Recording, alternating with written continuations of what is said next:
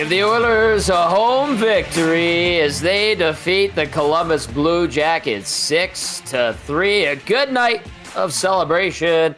Celebrating McDavid's 1,000th career point with a golden stick and his dog Lenny and Tiffany Crystal. And then the Oilers celebrate with a big 2 points. Hello, everybody. Welcome to the GCL Diesel Oil Stream postgame show. Tom Gazzola with you inside the satellite studios in downtown Edmonton. You got Hernan Salas back at ESTHQ and Joaquin Gage, our game analyst. He will be joining us very shortly.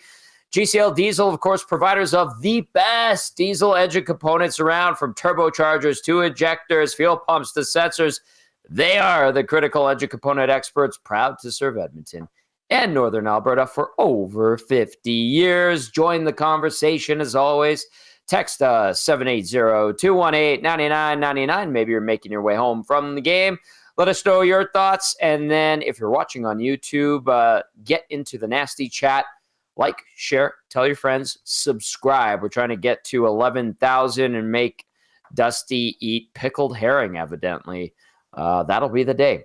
That'll be the day. But we're on the march to 11,000 subscribers. I think it's like 30% of our viewership watches but isn't subscribed. So it won't hurt. We appreciate it. Tell your friends especially. Get the word around that EST is the clear choice for Edmonton sports. I was walking into the game today, and so it was like, EST, baby! And I was like, yes, you get it. I love you. Thank you very much. All right, Edmonton gets its 14th victory of the season. Let's get to the scoring summary, and then we're going to bring Joaquin and Hernan in for the Oilers tonight. It was a night to celebrate, like I mentioned. However, Kevin Labanc almost spoiled the party, just 2:31 in to open up the scoring. Labanc's second of the year from Putia and Werenski. And it was 1-0 Blue Jackets. They actually looked pretty good in that first period. This is a Columbus team that is not a doormat or anything like that. They're feisty. They got some good players, especially Zach Werenski and that Kirill Marchenko I really like. But it was the fourth line getting it done. Labanc from Putia and Werenski, 1-0 Jackets. However, Edmonton would tie it at 9:46. Welcome back, Zach Attack. Hyman, his fourth of the year, en route to a big night from McDavid and Bouchard. Brilliant play by Connor McDavid. I think Hyman, they showed it in-house. I don't know if they showed it on the Sportsnet replay, but they zoomed in on Hyman after he scored, and it looked like he said thank you to McDavid after that brilliant pass. So 1-1 after one. In the second, all Oilers. Leon Draisaitl gets it going at 2:22. His 18th of the season from McDavid and Bouchard. Really nice play by McDavid, gaining the zone and then hitting Draisaitl, streaking in a nice little forehand, backhand, shimmy and shake. And it's through the wickets of Daniel Tarasov to give the Oilers the lead. Matthias Ekholm would score on the power play to make it 3-1 at 4:02. Ekholm, kind of a broken play. Jeff Skinner makes the pass over. Ekholm, a little shot. Then he picks up his own rebound and buries it. Adam Henrique picking up the second assist. Oilers with a 2-goal lead. Zach Hyman would get one more second of the period and of the game. Hyman, fifth of the season from Ryan Nugent-Hopkins, as well as Connor McDavid en route to a 4-point night for McDavid. 4-1 at 6:53. Bunches of goals for the Oilers in just over, just under 4.5 minutes there. To the third, before we get to the third period, Damon Severson would make it 4-2. His fifth of the year, bit of an odd bounce, I believe this one was. Cole Sillinger and Adam Fantilli picking up the apples. It kind of squeaked past Calvin Pickard off of Ty Emberson to make it a 4-2 game at 10:02. However, Jeff Skinner would restore the 3-goal lead at 18:30, his fifth of the year from Henrique and Janmark. Good fourth-line goal there. In the third period, Cole Sillinger, nice redirection at 6:10 to make it 5-3 from Harris and Christensen. And then Leon Draisaitl, a laser on the power play to restore the 3-goal lead once again at 13:37 from McDavid and Nugent-Hopkins. Give the Oilers the victory. Give the Oilers 37 shots to Columbus's 22. Edmonton dominant on face-off dot 63 to 37%. Power play 2 for 5, very good. PK 2 for 2, also very good. So they dominate the special teams battle. Hits 15-12 in favor of the Jackets. Block shots 17-16 in favor of the Jackets. Officially 11 giveaways for Columbus to Edmonton's 10. 4 takeaways for the Jackets to Edmonton's 2. I'm going to get to the turning point of the game right before we welcome in Joaquin, Gage, and get Nancito on here. Of course, the turning point of the game brought to you, as always, by Advantage Sports Medicine and Physiotherapy, where they treat you like the pros. Their multidisciplinary team includes sports medicine physicians, along with highly skilled physiotherapists, strength and conditioning coaches, and massage therapists. Whether you're recovering from an injury or looking to enhance performance, they treat you like a pro using the same locker room approach. Trusted by the best in the game, Hernan and Joaquin. To me, the turning point of the game was when Draisaitl scored. Columbus challenges for goaltender interference, thinking Zach Hyman interfered with Tarasov. He doesn't. Ends up being a penalty for the Jackets. The Oilers capitalized, power play 2 converting, and it was Matthias Ekholm helping the Oil get a 2-goal lead. And basically, they wouldn't look back after that. Let's bring in Joaquin and Hernan. What do you guys think? That was an adequate turning point of the game? No. Oh, stop it. No, I'm just kidding. It was, yeah. That was the big one. What pissed me off, guys, to be honest, how long that review took. That was not goaltender interference. No. Tarasov, he goes the wrong way. He thinks Draisaitl's going to go to his right, and then he kind of puts his arm around Hyman to get him out of the way. If they were going to call that back, that would have been terrible. But no, Tommy, I was just bugging you. Obviously, that's the turning point of the game. Good effort by the Oilers. They did what they should have done. They should do. They beat a team that they're far superior than. And kudos to Columbus. They kept coming and all that. But the Edmonton Oilers are just a better team. And they didn't let that fluke goal get to them at 1-0. They were able to battle back. And how about our boy Zachary Martin Hyman? What a reset. Who said that in the pregame show? Oh, I think I did. But anyway, I won't take any credit for that. But Zach Hyman, kidding aside, great to see him off the schneid and back and scoring. He looked really good tonight. He looked like he didn't miss 5 games, guys. Well, if we really want to say who said Zach Hyman was going to be good tonight, we can go back to EST afternoons 1 to 3 when I myself mentioned that maybe sitting out and having a bird's eye view would add to and light the fire under Zach Hyman. Are you giving yourself the self pat right now? Oh, it's big, Tommy. If Very I'm patting my back like Jack crazy. Michaels, look out. Right now. I think you nailed it. You know what's troubling to me, guys, is the fact that Dean Evanson thought he might get away with calling that and getting the call against Zach Hyman for goalie interference. That is, it's a nothing burger there. And probably because I was thinking, why would he call that? Because we all saw it. We're thinking, where's the interference? It probably because he's in the blue paint a little bit.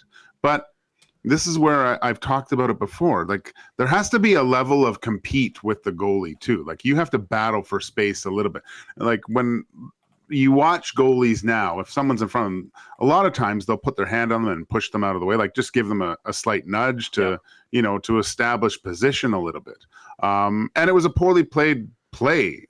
Essentially, there was an overcommitment to the right side, and he just couldn't come back the other way. Great play by Leon to go to the backhand and just slide it in there. But yeah, it bothers me, and it shouldn't, because I was a goalie at one point, but it bothers me that could be considered goaltender interference when there was absolutely nothing. There has to be a little bit of compete with goaltenders to find the puck, first of all, and get into position to stop it. Back in your day. Oh, I was just going to say, back in your day, Gage, what would you do? A slight tap to the sensitive male area of the opponent in front of you? When I was younger, it was a tap to the just above the skate by the ankle a little bit. But then I realized, why am I doing that? If I would reserve it for later, because actually I would light the fire under guys and get them more engaged that way. So in the old days, it was kind of guys that stood in front were usually pretty beefy and big, and you just wanted to let those guys sleep, right? Let them sleep. Let's let them lumber around out there, and it's fine. But no, I found that it was a little bit different. You had to push and to establish your position. Like you would see guys, maybe a blocker on the side, a little shot and stuff, trying to get guys off or whatever. But the goalie's job is to find the puck, essentially. Nancito. Dean Evason's a scary coach, right, guys? Like, he probably scares the bejesus out of a lot of people. The video coach is probably crapping his pants after that call, because that's where it comes from, guys. Like, he's going to his guy. You saw him talk to his assistant. Are we challenging this? And I think if you're a video guy, you look at that, and that's way, like, you're almost grasping there to get a call, guys. So it was a bad challenge, and Tommy nailed it with the turning point. That was the game right there. Even though Columbus tried to fight back and got a goal or two after that, but Dean Evason probably not happy with his video coach tonight. Can I just say one thing, guys?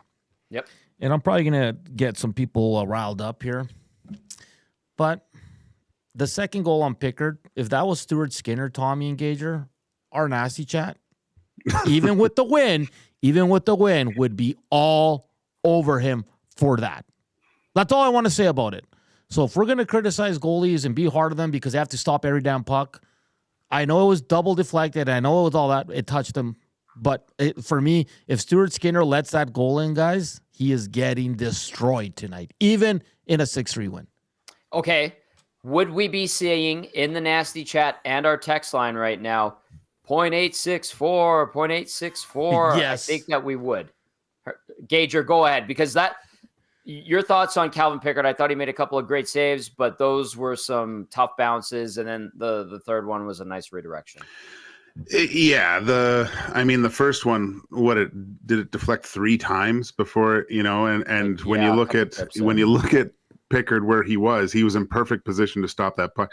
The next one, they're tough. Like, it was a deflection. The puck started spinning. I mean, you couldn't recreate that scenario out of 100 times, probably trying to do it again. It would just hit Pickard in the pant leg and it would just die there. But the fact that the puck was spinning on edge, it just hit his pad and went in. So really, when I look at it, guys, like, Oilers won this game 5-1 to me. A couple weird bounces, and that happens, and you make your own breaks. But to me, that's a 5-1 victory for the Oilers tonight. Yeah. 780-218-9999. Text us your thoughts on Edmonton's 6-3 win over the Columbus Blue Jackets. I'll get it. I was like, which Oilers goal are you taking away tonight? Yeah, geez, sorry, Leon. Whoops. So someone on the nasty chat says Pickard gets a pass because he's a backup. What do you say to that, Gager? Yeah, no one gave me a pass. Where's my pass? That's who. I don't know who said that. I got to find that out and block them for at least they're on timeout for a week, because no, you don't. You expect really solid, good goaltending. And I mean, I remember looking at the beginning of the year, and they had the Pacific Division, the duos, and looking who has the best tandem in the Pacific Division. And I know things started out. I gave Pickard and Stuart Skinner. I thought they were rated wrong to where they are. But I mean, how many teams can actually say that they have a really capable backup right now? Like, Calvin Pickard has done something that is pretty impressive over his last 2 seasons, and it shows. He earned a 2-year deal out of his good play. Yep. And I think he provides not only the Edmonton Oilers with, when your second guy goes in, you're not supposed to change the style of play, but sometimes you do, right? It's just the natural way of things. And they seem to be just as comfortable with Calvin Pickard as they do with Stuart Skinner. And that's a sign of a good team. And that's his best Oilers sixth win. backup. Best Oilers backup since Joaquin Gage. Maybe Exactly. Dominic Roussel. I'm not sure. Maybe. But guys, like, let's stay on Calvin Pickard. Like last year when he got called up, I think we're all kind of like, okay, this guy's been up and down. You know, he's in his 30s already. Like, oh, what's going to happen here? But like Gage said, he earned the contract. And this year, I think outside of one game, guys, I think he's 6-3 now. 1 game out of 9 where he wasn't very good. But this guy, when he goes in, there's no change for me. Like I'm as comfortable as I am if Stuart Skinner's in there, the number 1. Do you know what I mean? Like there's no drop off for me where it's like, oh man, the backup's going in, where we had that in previous years. I think Calvin Pickard's really kind of, re-upped his career here, and he's done excellent for this team. He gives them a chance to win every time he starts, and that's all you can ask from your backup. Very fair point. Well said, Hernan Salas. All right, 780-218-9999. It is the GCL Diesel Oil Stream postgame show. Edmonton 6-3 victory over Columbus. Let's get to the text line. Nasty chat if you're watching. Like, share, subscribe. I'll get to some of those as well. Nanso, if you see any that you like or Gage or two, bring them up. But I'll start with Mary. Mary texting in says, best second period of hockey I've stayed awake for all season, but the wave is the devil, and Hyman gave the big bird to the Team Canada brass tonight. Mary, I'm glad you brought up the wave. I see that Haas also texted in about it. I actually noted this. 5:13 into the third period, the wave started. And actually, Rashog looks at me. He goes, hey, look at that, the wave. I haven't seen many of those this year here at home. And I was like, that's not a good sign, Shoggy. He goes, why? I'm like, well, I'm not saying there's a correlation, but it seems like generally whenever Oilers fans start the wave relatively early, the other team scores. And he goes, come on, that's silly. Sure enough, at 6:10, Columbus scores. So I looked at him and I'm like, it just happens, Shoggy. Hockey gods. Tube Socks getting in here says, game summary in 3 haikus. Lenny's wagging tail inspires Connor's swift glide. Joy in every stride. Skinner finds the net. A rare strike, the crowd erupts. Tonight, he's the spark. Hyman's return bright. 2 goals lift the Oilers high. Victories, sweet sound. Tube Socks, well done, you brilliant bastard. That is some poetry in motion there from Steven, who will be in on the hangout tomorrow. Boys, what do you got? Nick in the north says, I love the wave. I do it at home too. I mean, tonight I wasn't going to complain, Tom, because I was pretty confident that the Oilers are going to wrap this one up. But I get the distaste when it's a close game. I'm one of those guys that's not happy with it. But tonight I was like, whatever. Let them have some fun. I knew some people at the game as well, and they probably enjoyed that as well. But guys, can we talk about Jeff Skinner's goal? Jeff Skinner continues to play well as of late. I want him in the top 6. It is what it is right now. You're winning games, so if he's in that third line and it's working, sure, keep him there. But today, it showed why the Oilers signed him, because that was a sick goal. I don't know about you guys, but I find that Jeff Skinner, obviously it's a very high skill level that he possesses, right? Yeah. And you can see it with how his vision on the ice. Like he'll have the puck and then he'll put sometimes an indirect pass towards one of his teammates, whether it's Henrique or whoever else he's playing with. And it's almost like they're not prepared for it. Right. So it takes time to develop that chemistry, and sometimes it doesn't develop at all. But I just find it seems like the Jeff Skinner that we saw in the first 5-6 games of the year, where I felt like he's on the cusp of just like breaking out and making some really fancy plays. Like I think most players, I like the selfishness of his goal too, because I think he had Henrique on the other side, right, for the tap in. Yeah. But what does he do? He recognizes that even the D-man and the goalie's kind of overplaying the pass, and then he does that sweet little cut back and puts it in an empty net. There's subtle little things in his game that you open your eyes and go, wow, did you see if that would have worked, that would have been something else. Mm-hmm. So I find that it's taking time, but look, the regular season's a long runway to figure this thing out. But I think over the next few months, we're going to see the reason why they got Jeff Skinner in this lineup, and it's going to the perception, I believe, is going to change completely, because he's too talented, too skilled, and too smart an offensive hockey player for it not to work out eventually. And he's got a little bit of that dog in him, like that we see about Colson and Arvidsson. We do. It's just, for some reason, maybe it's not as noticeable, but when you see the replays and they slow it down for you, he wins a lot of puck battles, guys. I like him.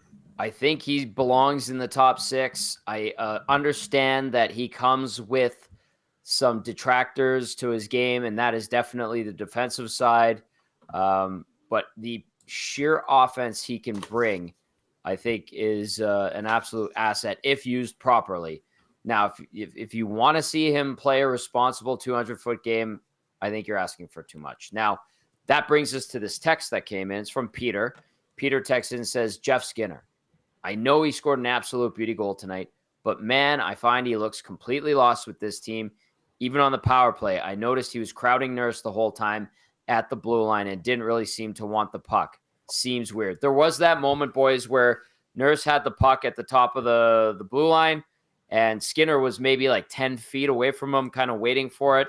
And I think he eventually got it and just gave like a quick pass back to Nurse. I didn't understand the rationale there. I don't know if that was a set play that they were trying to get to, but I understand Peter and his thought on Jeff Skinner.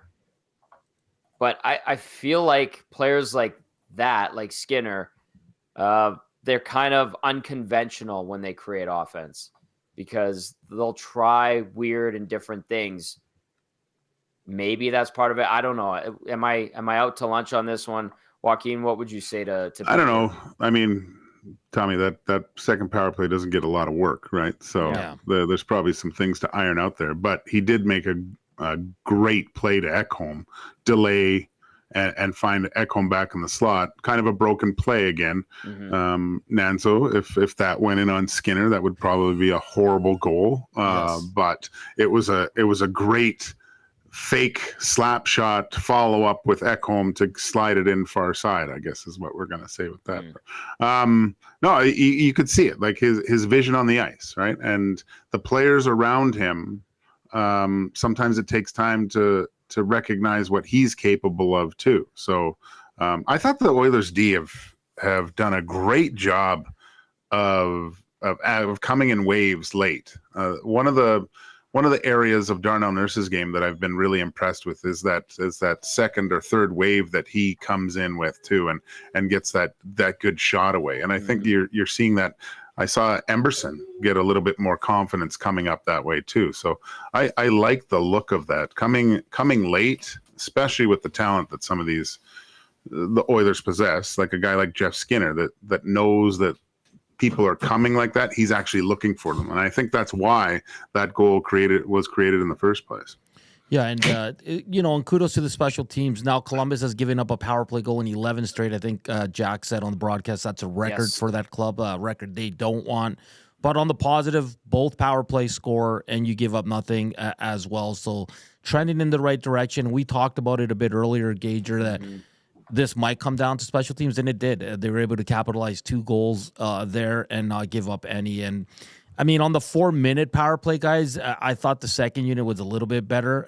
The first unit at the end of it got some good looks, but it was too much passing around and not enough just straight to the net like the second power play does. And I know their goal was off the rush, guys, but even when they were out there for a few the 30, 40 seconds they do get, it's just so simple. They just keep it so simple. And I know the first unit is successful because the way they move the puck and all that, but sometimes you just want them to simplify it. But they were able to get one late there. So a good night for the special teams of the Oilers. And hopefully it's a sign that the power play is turning around, because the PK for sure is turning around. I think they've only given up 1 goal, Tom, in their last 10 games. So it's definitely trending in the right direction. Look, Tommy, you said the turning point was the call. I would agree with you, but I also thought in the second period there was about a 5-6 minute stretch where you really saw the skill level of what the Edmonton Oilers can kind of do. Like right before I believe it was the Hyman goal, Oilers went up the ice, and there were 7 passes all the way from like the tops of the circles in their own end all the way to the other end and getting a chance, and then came back the other way. And on the Hyman goal, I think I counted like 5 little passes before that Hyman goal. Right, they were just. And it was mesmerizing, the Columbus Blue Jackets. I loved to see that. There's times when you play good teams that, you know, the game's kind of even, and then it just one team takes it to a different level. And that to me was the turning point, because it looked like Columbus thought they were in it, and that was just, it was so demoralizing. Like they couldn't do anything to stop these guys, and they were just tic-tac-toeing it around, tape to tape, with speed, hitting guys in stride. It was an impressive 6 minutes, and basically the game right there. Yeah, and they had the 3 goals in that second period in a 4-minute and 31-second span, but you could feel the momentum starting to shift, and they kind of continued that on, like you said, Gage, for a good 5 or 6 minutes for sure. All right, keep those texts coming in, 780-218-9999. A couple more texts, then we'll get Gager's final thoughts and look ahead to St. Louis on Saturday. Reid Wilkins, when he finishes up inside the Oilers locker room, will also pop by for a couple of minutes. So let us know your thoughts. If you're watching on YouTube, hit that thumbs up, and be sure to send us a note if you want to ask Joaquin any questions in regard to the game. Let's go to Shaggy in St. Albert. Shaggy in St. Albert says, maybe I'm being too picky, but that game was closer than it should have been. Power play 1 did not show up till late. Could have buried this game with the 4-minute power play in the second. Was a little nervous when the Jackets scored the 3rd goal. Don't blame Pickard for any of the goals. Maybe the second, says Shaggy in parentheses. Oilers got cutesy after they went up 4-1. Oilers played with their food until they ended it close to the end of the 3rd. Only thing missing from the game was disallowed Hyman goal, and we almost got that. Not sure if we had premature wave at 5-3 when there was still 10 minutes left. There's still like 14, just under 15 minutes left, actually, Shaggy, because I had to write it down. 5:13 into the 3rd period, the wave began. A couple of things there from Shaggy, boys, that I'm curious to know what you thought. Closer than it should have been. Power play 1 did not show up till late. I agree with Shaggy 100% with they could have buried this game on the 4-minute power play. That didn't happen. Shaggy was nervous when the Jackets scored the 3rd goal. Does not blame Pickard. I think we hit on that. Edmonton getting a little cutesy, playing with their food until they ended it close to the 3rd. Joaquin, I'll start with you. I think Shaggy is a very passionate Oilers fan that wears his if we were to cut him, it would be orange and blue. Probably. And from how the season has gone, I can see how you viewed it. I'll concur with you on the 4-minute power play. There wasn't enough urgency. It looked like 5 guys coming out knowing that they had 4 minutes to get something done, right? Nanzo, we've talked about it. Yeah.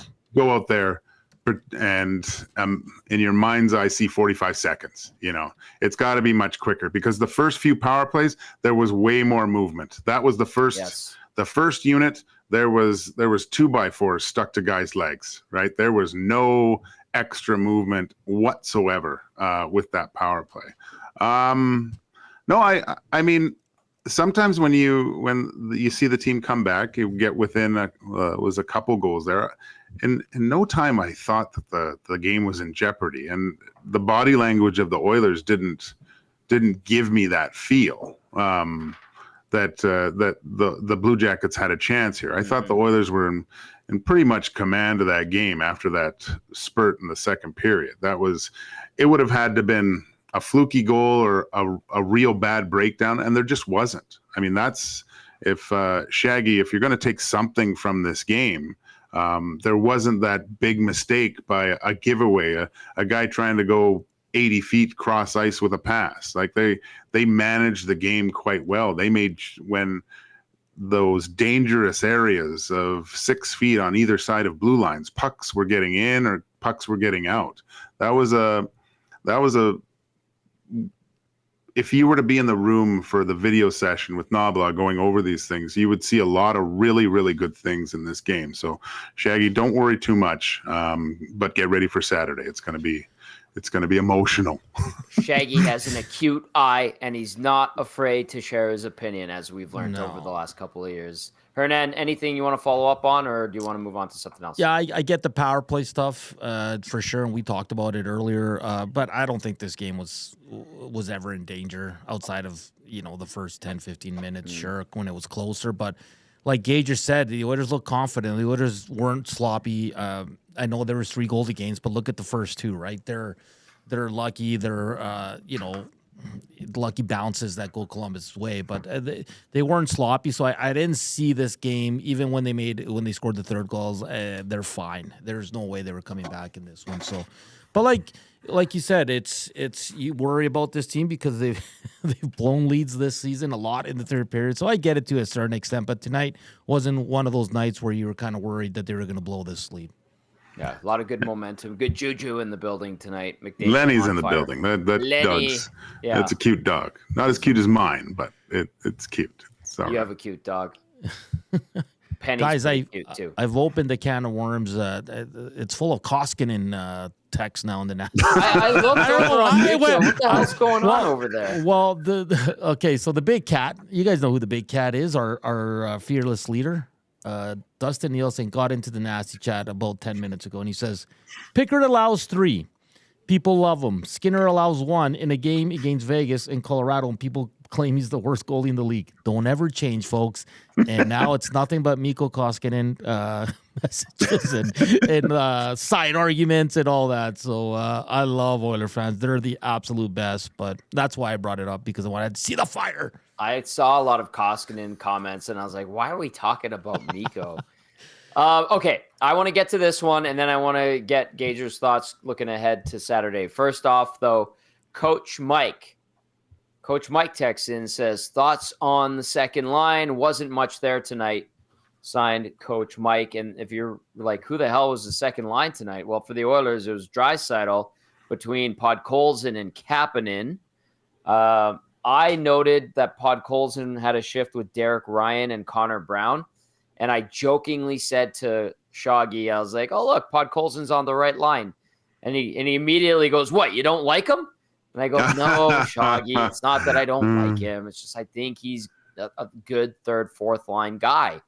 And he kind of sat there pensive and And Shaggy's thinking about it. So I'm sure he's going to talk about it on his next morning mandate. But just Coach Mike bringing up the line of Podkolzin, Kapanen, and Draisaitl when they were actually out there together, guys. Hernan, we could start with you. Like, what is there anything there? Could you see that line being together? By the way, really quickly, update on Arvidsson that I got tonight. He'll probably play before Christmas. That's as nice. Detailed as I got. Anyway, Kapanen 13-21 took that high stick, which ended up being a double minor. Edmonton did not score on. Obviously, he had 1 shot, 2 block shots, and then Podkolzin tonight. 13-15 time on ice with 3 shots on net. And let's see if any one of those guys added a hit. Podkolzin had 2. Go ahead, Hernan. What'd you think of that second line? It was all right. The first line for sure was much, much better. Even the third line was pretty good. Connor Brown has to start finishing some of these chances. I know he's not an elite goal scorer, but he has to. But Tom, I've been kind of going this way for the last week or so. I want to see Skinner with Draisaitl, and if it's Kapanen or Podkolzin, I'm good either way, Tom, because by all accounts, Draisaitl loves playing with Podkolzin, so leave him there. Obviously, the coaches like his work ethic, the way he gets pucks and digs them out and all that. So I still want to see Skinner there. So if you take either guy out, I'm totally okay with it, because I thought that line. I'm not going to sit here and say they were bad. They were okay.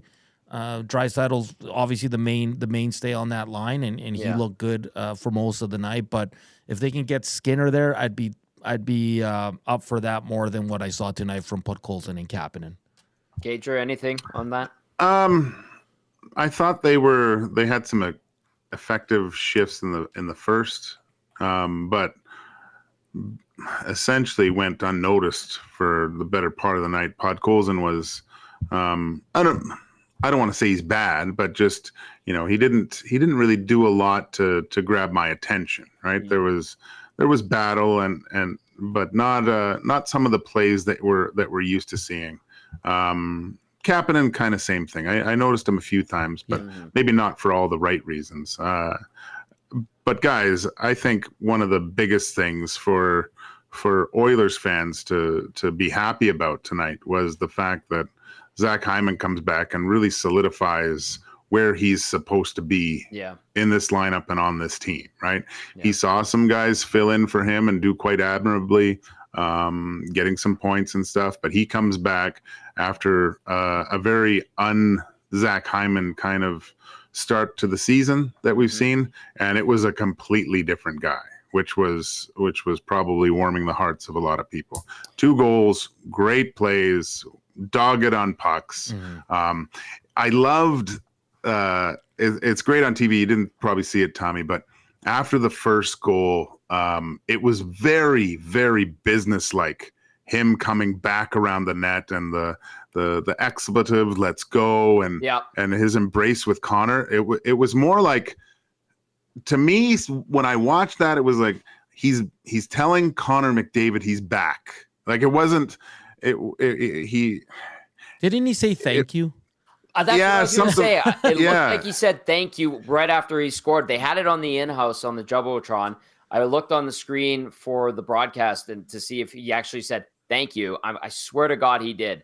And then I think he did. He did. If you read lips, he did. Yeah. But it was just the look in his eyes, and he's like, you know what? I'm back. Let's go. Now we're gonna start rolling. And that was that just watching that gave me goosebumps watching it. It was a pretty cool moment. Ooh, all right. Hyman, by the way, 5 goals, 5 assists on the season through 21 games, 2 goals tonight. He's back, baby, says Joaquin Gage. And I agree with Joaquin.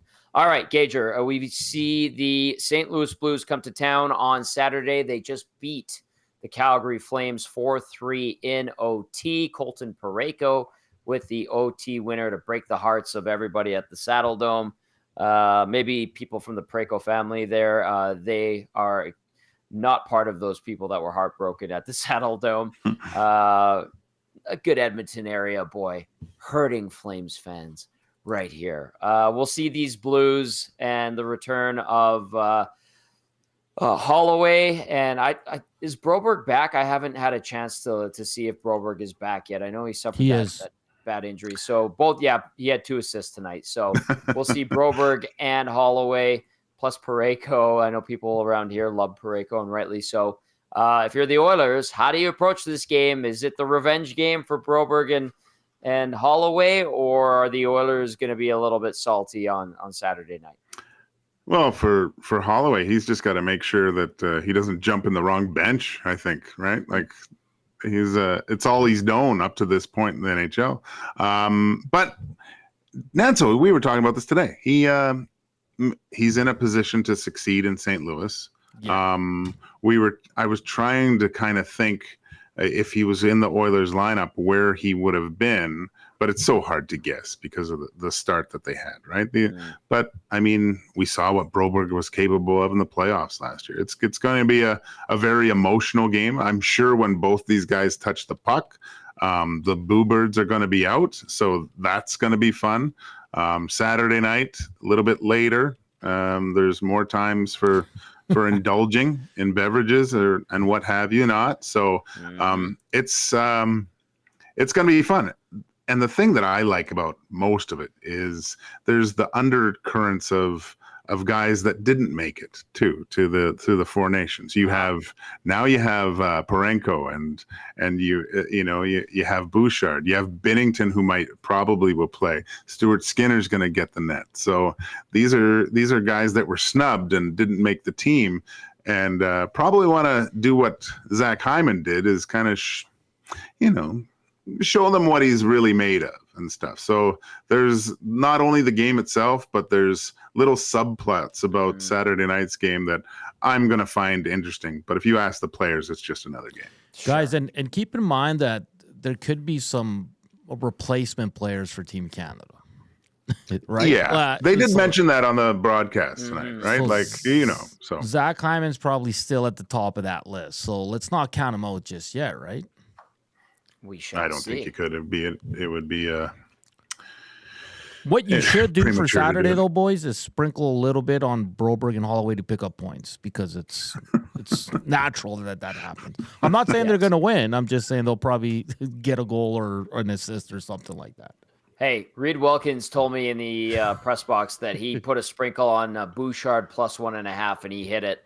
Nice. Won $2. He won $2 tonight. Gager, you were excellent. A little sprinkle of fun tonight. And then I know tomorrow we're going to have a lot of fun in studio as well. I appreciate it, as always, my friend, stepping in for Cass. It's called a good teammate right there. And you're certainly at the top of the list at EST. Have a good night, my friend. I'll see you tomorrow. Thanks, boys. I don't care what YouTube Trev says about you two. I love you. Can't get out of here. There you go, Joaquin Gage filling in for Cass tonight. Great stuff from him.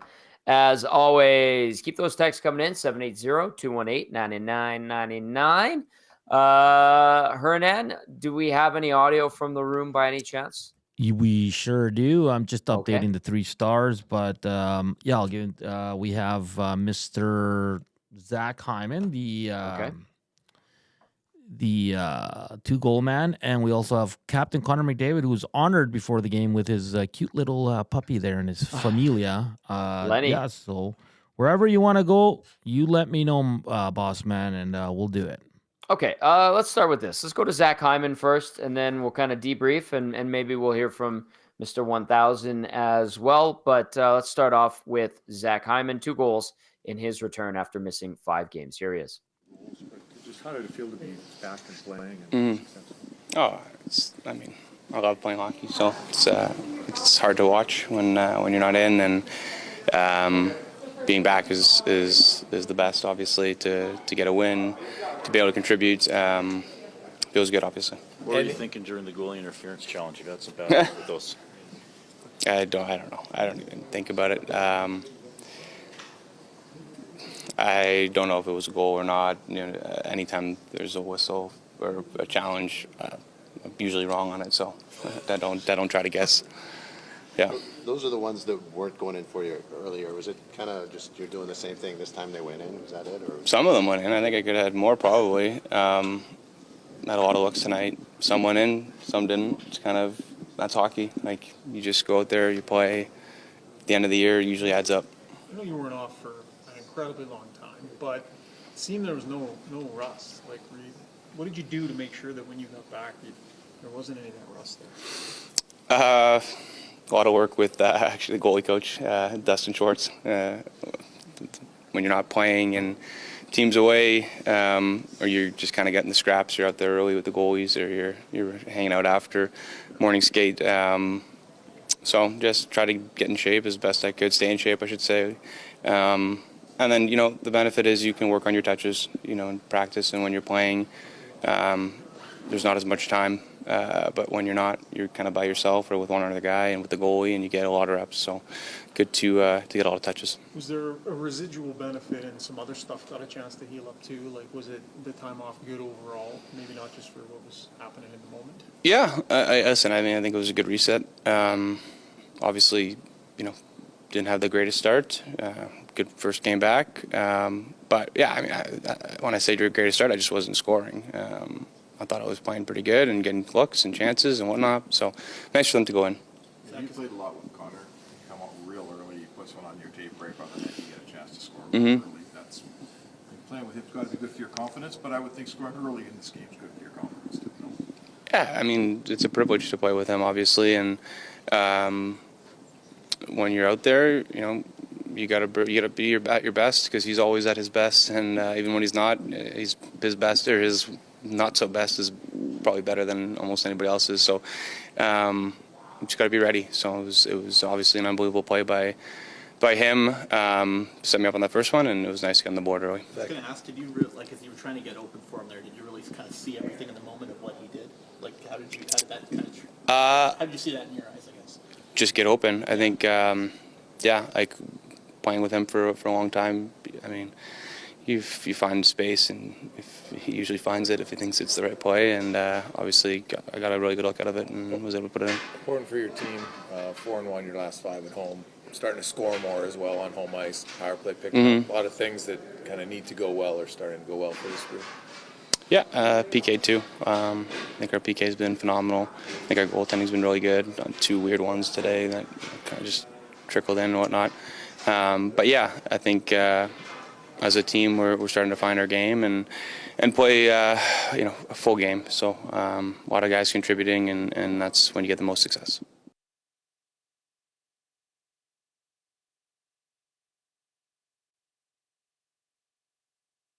There you go. Zachary Bartholomew Hyman talking about his return to action. Sorry, I had myself muted there. My bad. I freaked out back here. I saw you freaking out. I'm like, my oh yeah, I God." muted my mic. My bad. That's all on me. Good stuff there. I laughed when he said, I've been working with Dustin Schwartz, and then I had to go into the nasty chat. Of course, that got some people going. Of course it did. But a good night for Hyman. Nice to see. And let's see if that continues. Maybe that gets him back on track. And like Joaquin said, perhaps the snub fuels his fire. And if that benefits the Oilers, then so be it. That's a good thing.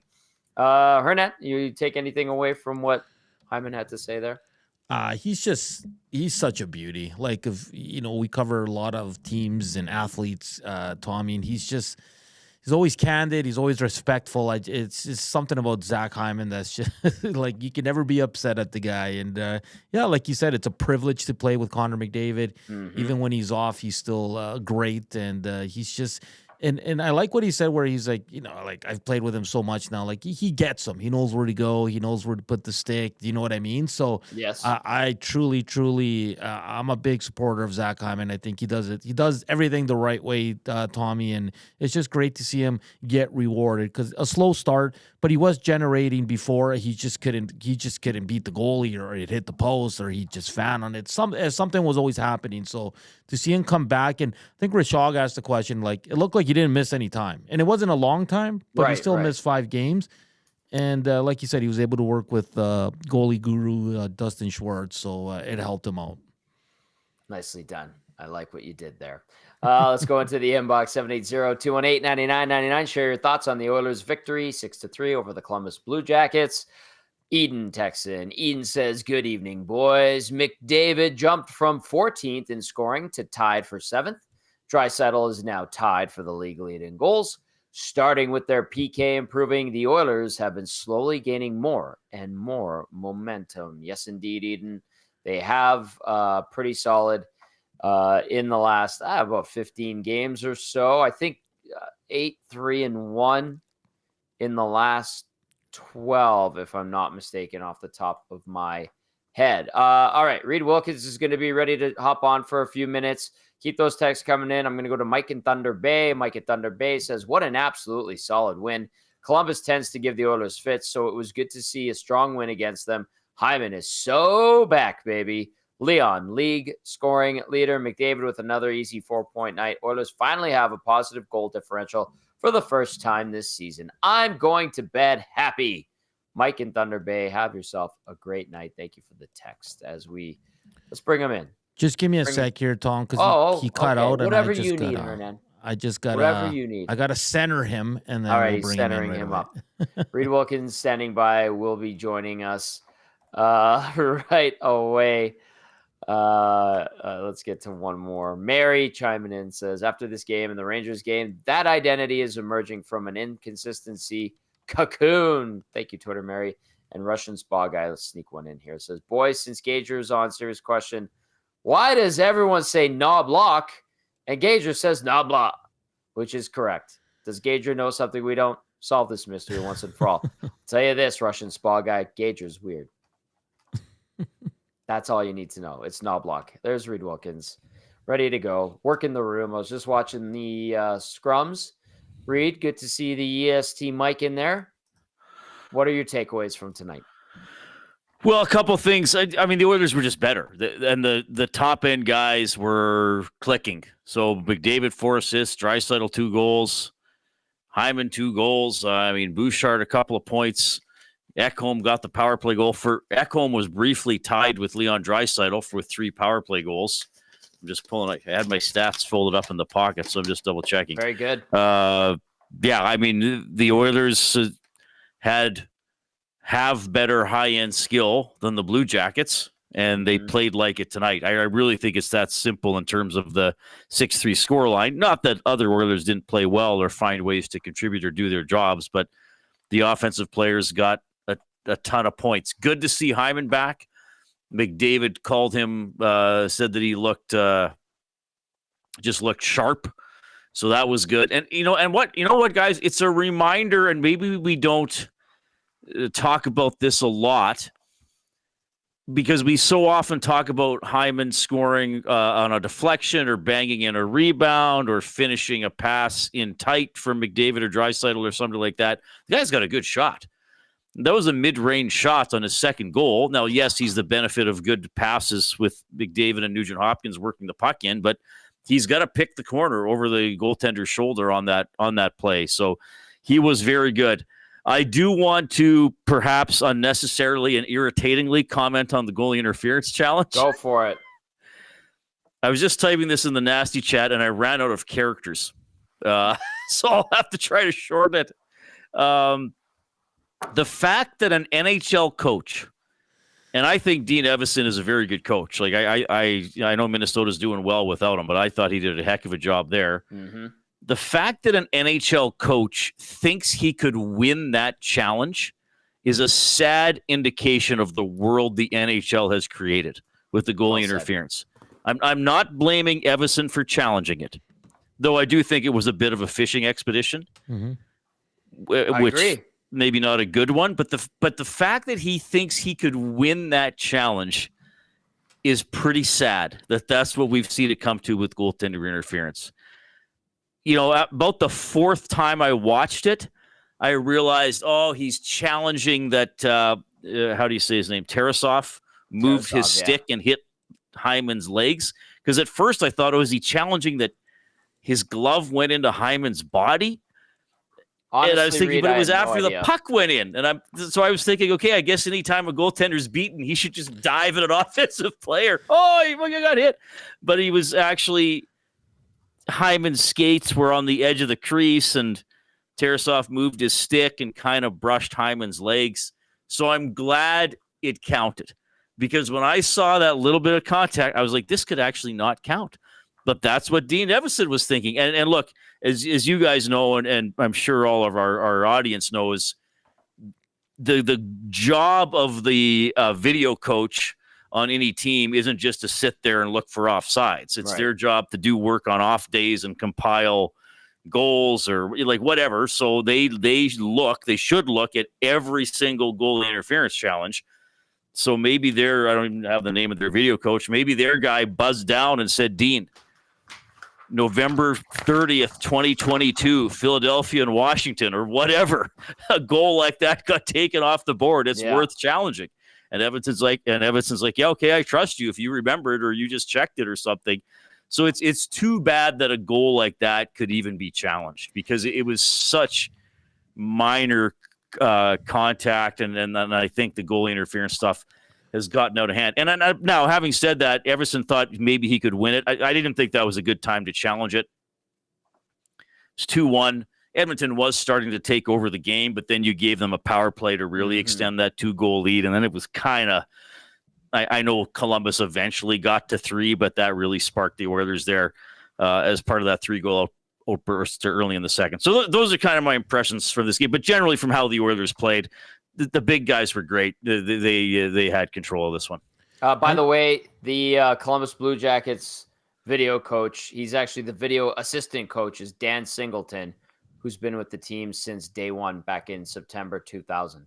Go ahead. Oh, wow. I think the most disturbing part of that challenge, guys, was how long it took. Because, like, You saw it twice, and there's no way. Tarasov went to his right thinking Draisaitl was going to cut that way, and then he tries to get back, and he puts his arm around Zach Hyman. So I'm with you, Reid. And you remember back in the CFL when video first came in and everything was being challenged, and then they had to change the rules mid-season because everybody was just fishing. Hey, we don't know if they're going to call it, but why not? Let's try. And I feel like the NHL's heading in that direction where Dean Evason's probably looking at it and saying, hey, man, they might turn this around. Like he felt it enough confidence to challenge it at 2-1, like you said, and it was the turning point of the game selected by Tommy. But I feel like that's what's happening now is like any contact, even if it's not the forward's fault, it's your own goalie creating the contact, they're going to challenge. And because I guarantee you this, guys, there's going to be another play like that where the goal is going to get called off. Mm-hmm. So that's why coaches continue to do it because no one knows what interference is anymore. Legit. Yeah. It's and I think Reid summed it up and Nancel, you too, really nicely that it's you just toss up your shoulders and shrug and you go, but maybe they call that back because I've seen terrible calls where they've called something like that back and I just don't know anymore. So fair point. And it is a sad state that the league is in, that Dean Evason, who's a good coach, has a very, very seasoned video coach going, may as well give it a shot because we've seen goals like that called back before. Okay, I have a couple of things I want to throw to you guys. One comment via the nasty chat comes in from Machine Gun Yanmark, who says that he's still overall a Knobloch supporter, but Machine Gun Yanmark adds, the way Knobloch keeps talking about expected goals is kind of annoying. Reid, let's start with you because I know he talked about luck today in his morning avail, and they've been very unlucky, and I think that goes back to the expected goals for and all of that. What would you say to Machine Gun Yanmark, who is kind of like, I don't want to hear this crap anymore? Yeah, who was that? Were you and me on last week, Tom, or was it Jay and I on my show? That came up. Somebody asked about that, or Jay asked me about it, bringing up the expected goals and some of the analytics. And it might have been Jay. I did bitch and say that I can't stand expected high danger goals saved or whatever when it comes to goalies. Like, we're getting way too cute with the stuff that's so subjective. Anyway. Well, here's the thing. Terminology changes over the years, but it's what when I was a kid, it was called a grade A scoring chance. Right. Or you had a really good shot there, Junior. You sure had a nice breakaway. You shouldn't have shot it wide by 5 feet. But I do agree. I'm a little bit surprised how often Knobloch has gone to that.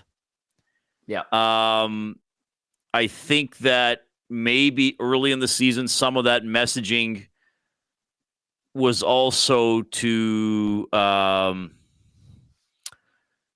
not say anything publicly that was going to get back to the players through the media. And then they, that because I think he's very concerned about the mindset and confidence levels of the team.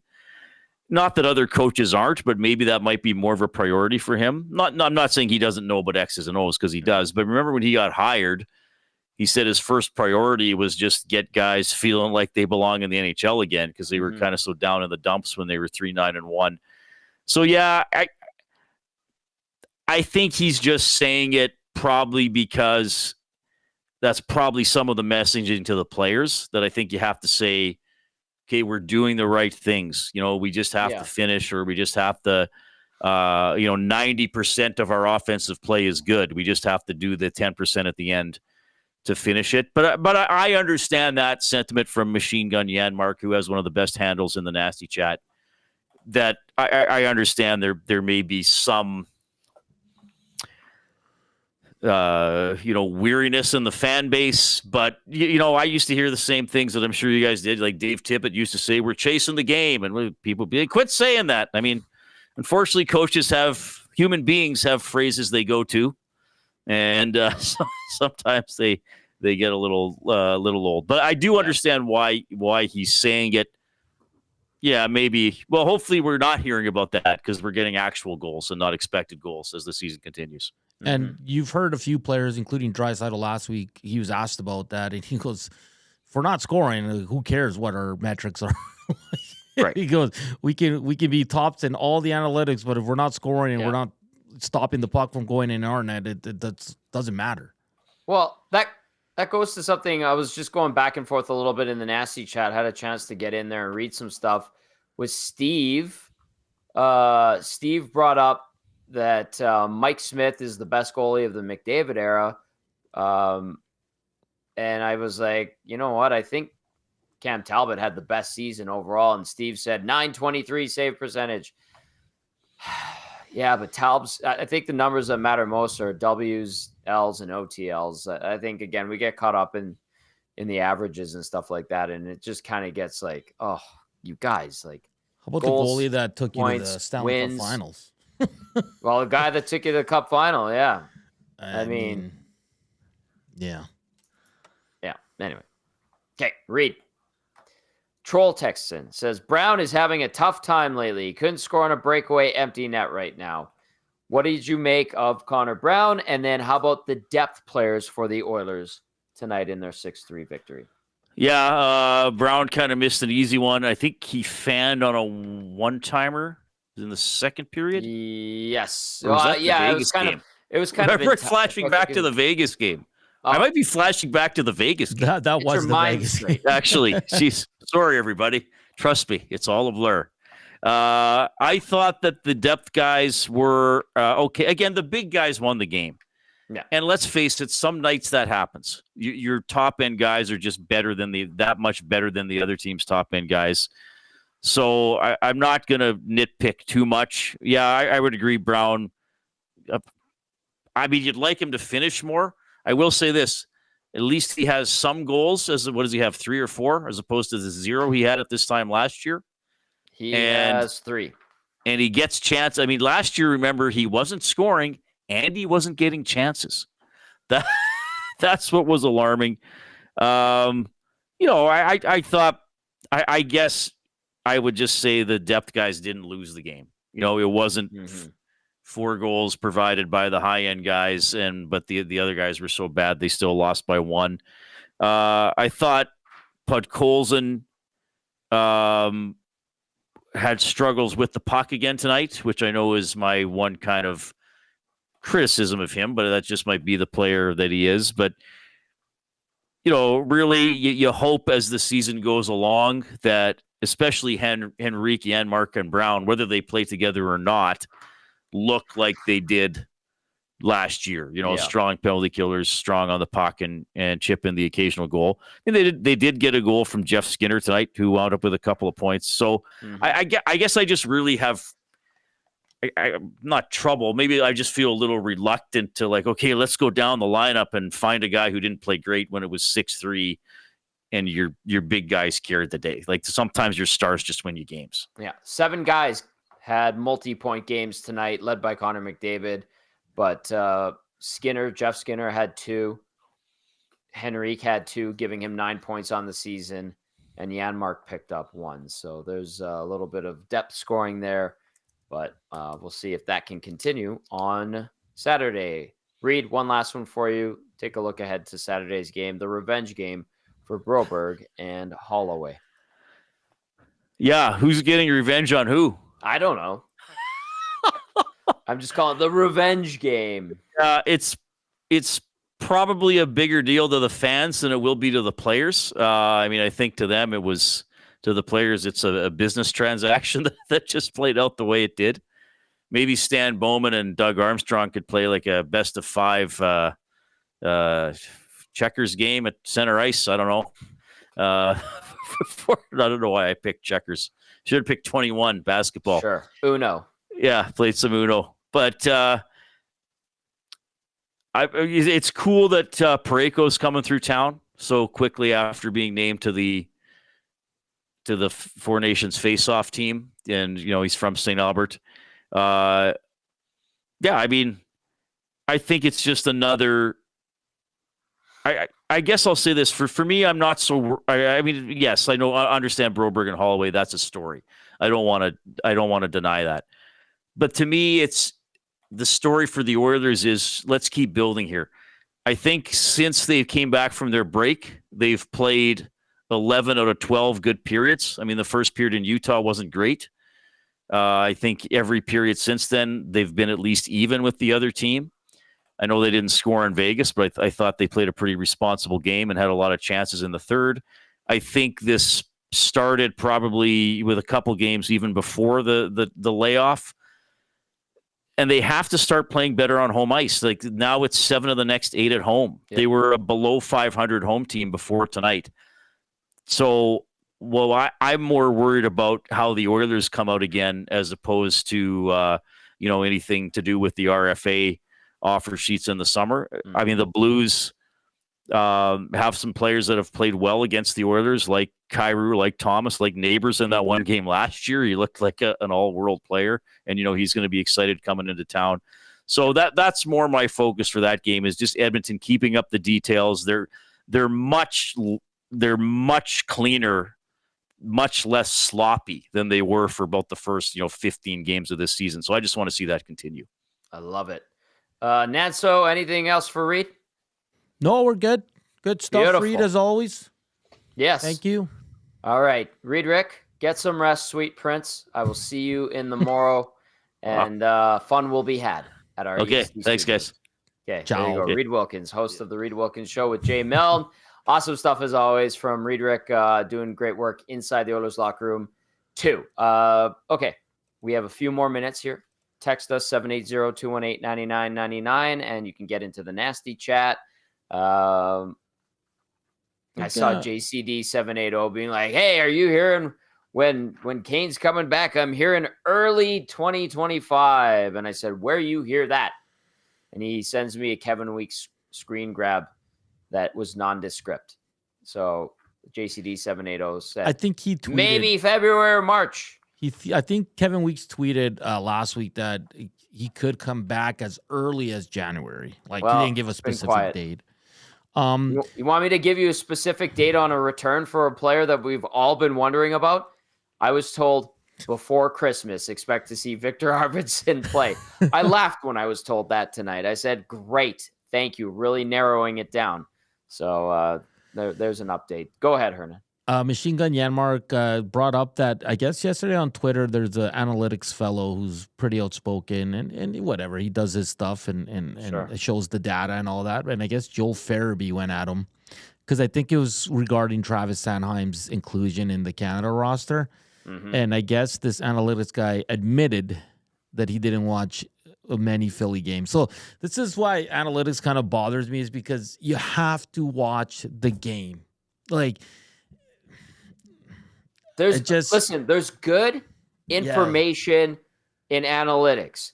There's good data in analytics. But if you're going to judge a game by an Excel sheet and solely by that, it's flawed. And you could say the same for just solely watching the game. You need some stats. You need to look at some numbers. You need to give yourself a better, more refined understanding of what is happening in games with teams, specific players. There's a happy medium, and you blend the two. Stats, numbers are good.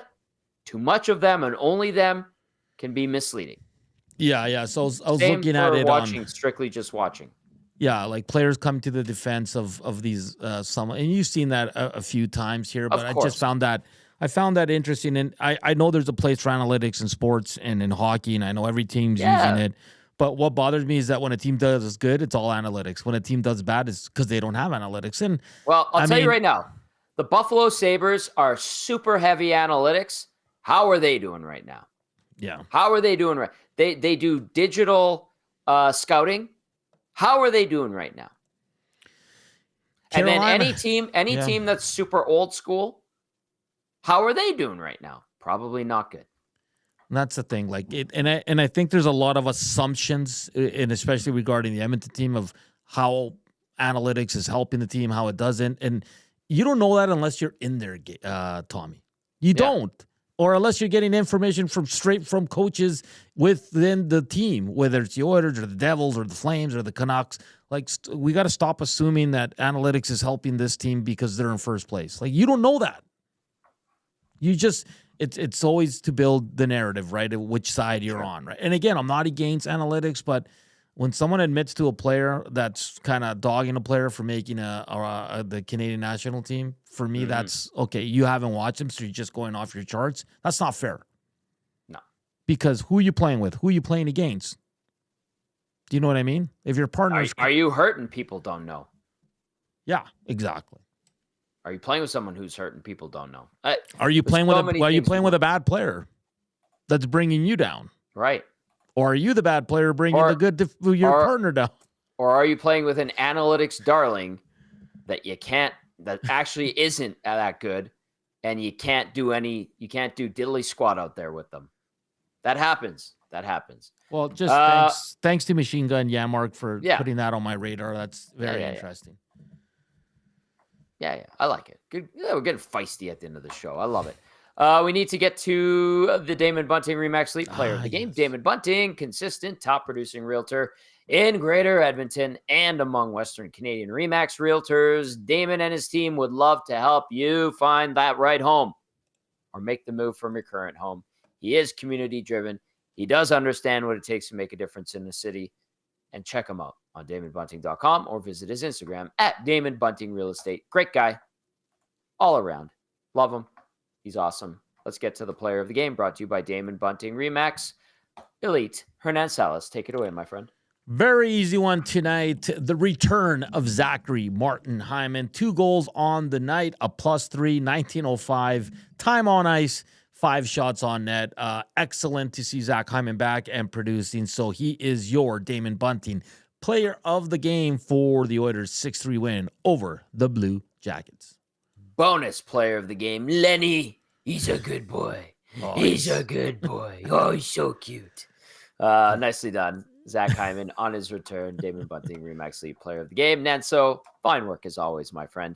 Okay, Atif gets the last word. Atif, enough with the singing. Your voice, it's killing us. I'm kidding. Atif texts in, says, good evening to the best Oilers post-game show in the city. I'm so happy for Zack Hyman. He played very well tonight. The offense was flowing. And Connor McDavid doing Connor things. 4 points tonight is unbelievable.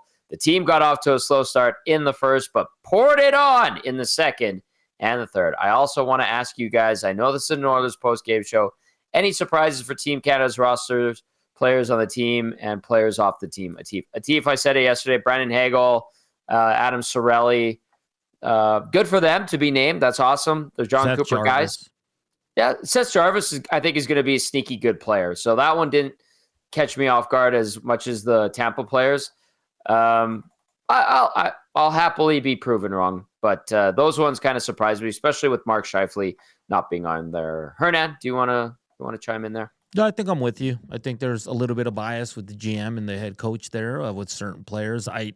I'm floored, and I said it on EST Afternoons that Mark Scheifele is not on this team. But, I mean, it's still a solid team. But I think we all agree, well, not all of us, but I think you and I and a few people on the TSN panel agree that on paper, the U.S. is probably the best team right 100%. Now. But until you play games, we won't know.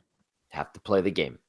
Atif, thank you for the text. That was a beautiful text. And your Jarius Jackson song is probably my favorite. So legendary. I know. I'm just teasing Atif. All right, that's going to do it for the GCL Diesel Oil Stream post-game show. The Oilers 6-3 winners over the Columbus Blue Jackets. That's a good win there for the Oil. They get to 500 at home, 6-1. They get to do it all over again on Saturday against Colton Parayko, Philip Broberg, Holloway, Jake Neighbors too, and the St. Louis Blues will be on the air 7 p.m. for the GCL Diesel Oil Stream pregame show. For Joaquin Gage and the Latino Heat, Hernan Salas, I am Tom Gazzola saying thank you as always. We appreciate you listening, especially to those who watched. Have yourselves a great night. We'll see you tomorrow. Good night.